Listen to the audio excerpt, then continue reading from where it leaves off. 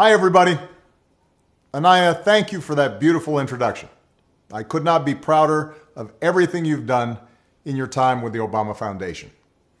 And, of course, I couldn't be prouder of all of you in the graduating class of 2020, as well as the teachers and the coaches, and most of all, parents and family who guided you along the way. Now, graduating is a big achievement under any circumstances. Some of you have had to overcome serious obstacles along the way, whether it was an illness or a parent losing a job or living in a neighborhood where people too often count you out. Along with the usual challenges of growing up, all of you have had to deal with the added pressures of social media, reports of school shootings, and the specter of climate change. And then, just as you're about to celebrate having made it through, just as you've been looking forward to proms and senior nights, graduation ceremonies, and, let's face it, a whole bunch of parties, the world is turned upside down by a global pandemic. And as much as I'm sure you love your parents, I'll bet that being stuck at home with them and playing board games or watching Tiger King on TV is not exactly how you envisioned the last few months of your senior year. Now, I'll be honest with you. The disappointments of missing a live graduation, those will pass pretty quick. I don't remember much of my own high school graduation. I know that not having to sit there and listen to a commencement speaker isn't all that bad. Mine usually go on way too long. Also, not that many people look great in those caps, especially if you have big ears like me. And you'll have plenty of time to catch up with your friends once the immediate public health crisis is over.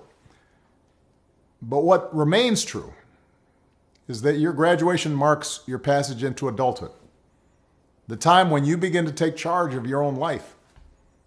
It's when you get to decide what's important to you, the kind of career you want to pursue, who you want to build a family with, the values you want to live by. And given the current state of the world, that may be kind of scary. If you'd planned on going away for college, getting dropped off at campus in the fall, that's no longer a given.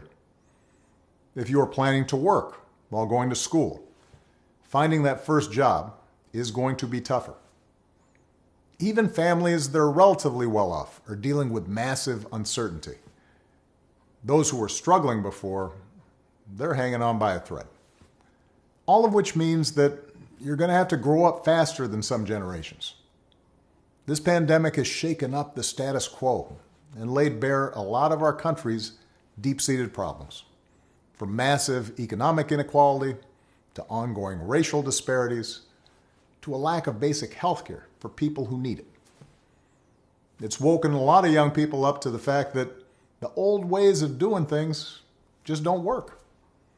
That it doesn't matter how much money you make if everyone around you is hungry and sick, and that our society and our democracy only work when we think not just about ourselves, but about each other. It's also pulled the curtain back on another hard truth, something that we all have to eventually accept once our childhood comes to an end. You know, all those adults that you used to think were in charge and knew what they were doing, turns out they don't have all the answers. A lot of them aren't even asking the right questions. So if the world's going to get better, it's going to be up to you. That realization may be kind of intimidating, but I hope it's also inspiring.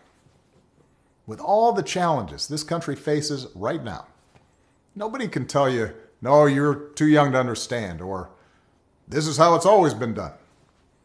Because with so much uncertainty, with everything suddenly up for grabs, this is your generation's world to shape. Since I'm one of the old guys, I won't tell you what to do with this power that rests in your hands, but I'll leave you with 3 quick pieces of advice. First, don't be afraid. America's gone through tough times before. Slavery, civil war, famine, disease, the Great Depression, and 9/11. And each time, we came out stronger. Usually because a new generation, young people like you, learned from past mistakes, and figured out how to make things better. Second, do what you think is right. Doing what feels good, what's convenient, what's easy, that's how little kids think. Unfortunately, a lot of so-called grown-ups, including some with fancy titles and important jobs, still think that way, which is why things are so screwed up. I hope that instead you decide to ground yourself in values that last, like honesty, hard work, responsibility, fairness, generosity, respect for others. You won't get it right every time. You'll make mistakes, like we all do. But if you listen to the truth that's inside yourself, even when it's hard, even when it's inconvenient, people will notice.